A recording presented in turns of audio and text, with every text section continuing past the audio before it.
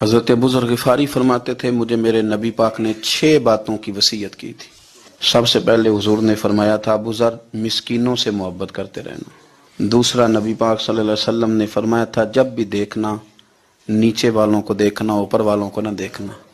मालदारों जागीरदारों पे तवज्जो न करना, नीचे देखना, गरीबों की तरफ तवज्जो रखना। तीसरे नंबर पर नबी पाक सल्लल्लाहु अलैहि वसल्लम ने फरमाया था, हर हाल में हक बात कहना, अगरचे वो कड़वी हो।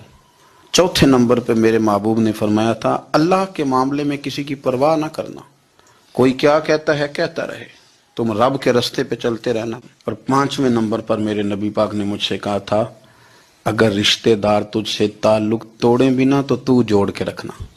और 6ठे नंबर पर हुजूर ने फरमाया था, अल्लाह के अर्श के खजानों में से खजाना है, ला हौला वला कुव्वता इल्ला बिल्लाहिल अलिय्यिल अज़ीम। हुजूर ने फरमाया, इसे पढ़ते रहना, इसे कभी ना छोड़ना।